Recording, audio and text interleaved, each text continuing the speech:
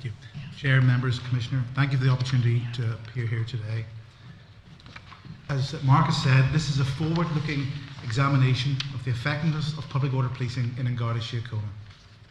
The final report findings are structured to reflect our terms of reference and contained within 4 chapters that examine specific aspects of Garda Síochána public order policing, namely the Garda Síochána's capacity and capability, strategy, governance and accountability, the effectiveness of operational delivery, post-incident management. The Garda Síochána's focus on human rights and their codes of ethics were examined throughout this inspection, as these were considered vital components that should not be confined to any single aspect. I would now like to go through the key findings and heading recommendations as described by the Chair. In terms of strategy, governance and accountability in Chapter 1. As part of our inspection, we conducted international visits to Northern Ireland and Scotland and examined public order policing in those jurisdictions. Police Scotland and PSNI are both highly regarded within the public order policing context and share many of the challenges experienced in Ireland. Both these services have a detailed understanding of local public order. They understand demands, how many times they are deployed in public order units, and the number of incidents and their locations. They understand ongoing risks such as community tensions, sporting events and international visits, and their organisational readiness, their training, equipment, numbers and any gaps that exist. All this information is contained within a single regularly reviewed plan known as a Public Order Strategic Threat and Risk Assessment. Whilst we found good examples of local assessment of public order in Garda Síochána, such as in Kilkenny City, at a national level, this risk and planning process is currently absent in the Garda Síochána, and we believe this to be a significant risk. There is no way of ensuring that in Garda Síochána preparedness is strategically aligned with national risks. We recommend the development of a public order strategic threat and risk assessment be introduced urgently. There is no single individual with strategic governance responsibility for public order policing. The Assistant Commissioner, Dublin Metropolitan Region, has responsibility for policy. Regional Assistant Commissioners equip and staff local members, and the Assistant Security and Intelligence and Major Event Planning all have responsibility for specific aspects. As a result, there is limited strategic coordination, which hinders implementation of previous recommendations and improvement of the public order policing function. We found that reviews into the Encasson public order incident and the North Frederick Street had not been actively progressed on a number of areas. We recommend that Assistant Commissioner Roads Policing and Major Event Management should have the lead responsibility for public order policy, governance and compliance. Public order policing and Garda use of force occurrences have the greatest potential to engage human rights and the Code of Ethics. However, related Garda procedures and information are not readily available to the public. We believe that the transparent publication of these policies and data is essential to ensure there is effective public scrutiny and debate. We recommend that all use of force data and public order policies and guidance should be published. Public order policing and Garda use of force requires robust internal governance and external oversight. The effectiveness and proportionality of tactics, training and equipment needs to be closely monitored to ensure the safety and human rights of members of Garda Síochána and the public. Civil claims, Garda Síochána Ombudsman's findings and the Garda internal reports should all inform governance decisions. We recommend an internal governance body to review public order and Garda use of force, and that the policing authority incorporate oversight of Garda use of force into its performance monitoring activities. This is an example of a police service publishing use of force externally on the web page. Not only are the occasions when CS spray or batons used and recorded, but also when a police officer draws the baton or spray with the intention of using it, a report is made and those statistics are available. We believe this is good practice and should be replicated in a Garda Síochána. The second chapter looked at the Garda Síochána's capacity and capability to deal with public order. There are no Garda members dedicated to full-time public order duties. Every member of the Garda National Public Order Unit performs a role within a district and will be extracted, sometimes in overtime, for public order purposes. Members outside Dublin can be deployed rarely and sometimes will gain no experience between annual training events. Currently, the Garda estimate that they require to train 1,200 members to fulfil public order duties, though this is based on an assessment made several years ago and has not been updated. Police Scotland have similar numbers of trained public order officers. Both they and PSNI have officers who have public order trained and work full-time in support units and are available for public order duties. These officers are approximately 20% of trained public order staff, with the remainder serving in the communities. The numbers trained each year are determined by their STRA, their Street Threat and Risk Assessment, and that number can go up and down as they review the threats existing in their jurisdictions. Dedicated units are multi-skilled and are also used to carry out searches and escort high-risk prisoners. Forming full-time units in the Garda Síochána would extract experienced members from district duties, and such a move would need to be balanced against other demands for policing and should be based on the current assessment of risk. We recommend that the Garda Síochána use the evidence base of a current strategic threat and risk assessment to determine its public order operating model, capacity, capability, and contingency plans.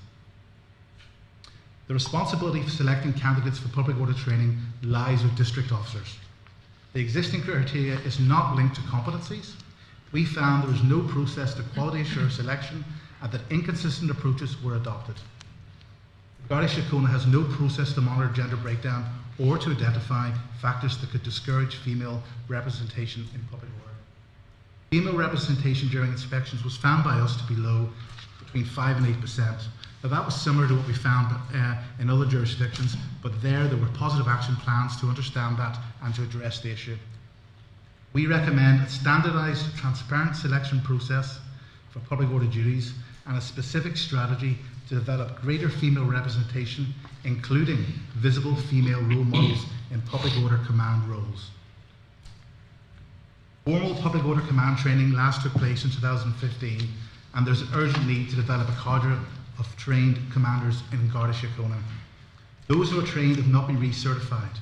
Briefing days were conducted in February and March 2018, but these were voluntary. Public order commanders should demonstrate professional knowledge, a current understanding of human rights issues, and operational competence through practical experience and formal assessment. We recommend the introduction of a recertification process for public order commanders. The third section was operational delivery.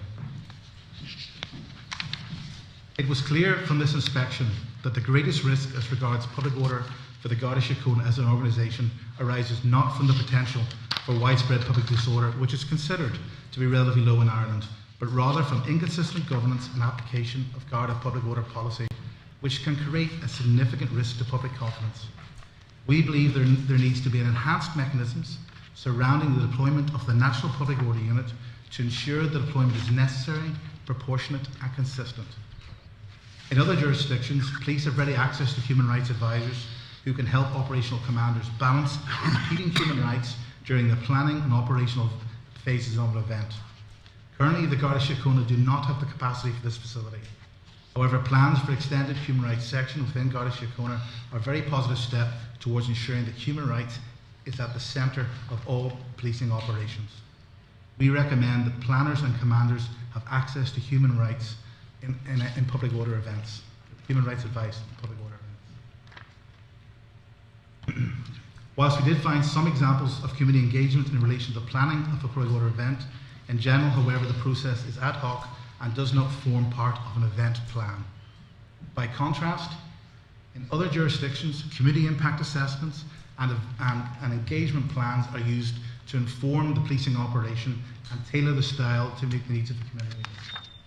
Field negotiators are used to engage with event organisers and protesters on the day and inform them what the policing intention is. We recommend that the Garda Síochána should adopt a more structured approach to engagement in public order policing. Policing response to any potential public order situation should be graduated before specialist public order tactics are deployed. To facilitate peaceful protest, normal policing arrangements such as effective engagement, peaceful crowd management or barriers should be considered before the more coercive tactics such as public order are used. In operations I reviewed, we found that specially trained police tactical advisors provided excellent assistance in this regard. However, they were not always asked for, and ultimately we believe the final decision should rest at a senior level. We recommend that all planned deployments of the National Public Order Unit have the prior approval of the Assistant Commissioner with lead responsibility for public order. The final chapter we looked at was post-incident management. The Inspectorate was told that many events are not debriefed in line with policy. Capturing the important lessons from an operation is dependent on local trainers being present and communicating them to the college. Structured debriefing should involve staff from wider Garda departments such as corporate communication and human rights sections. International practice is to involve all agencies involved, as well as members from the local community and the event organisers.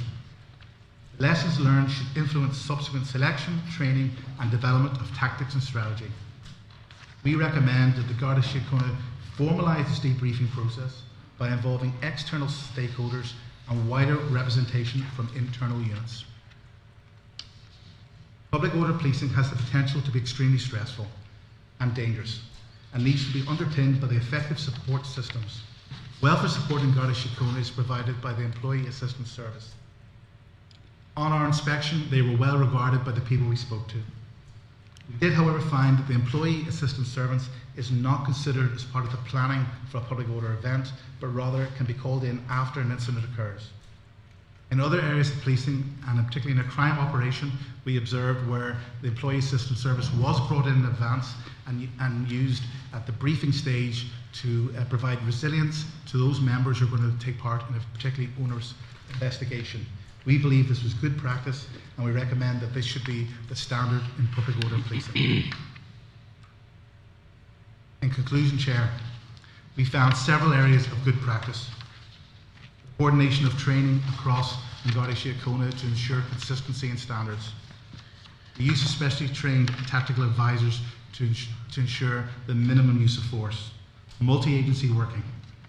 However, we believe there are a number of organisational risks unresolved with these current practices. We have identified 19 recommendations that improve the effectiveness of public order policing, develop a greater focus on human rights, the code of ethics, and reduce these risks.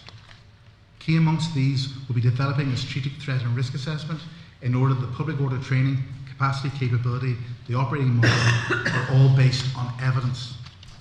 Enhancing governance in order that there's greater consistency in practice and that organisational learning can be used to improve the service.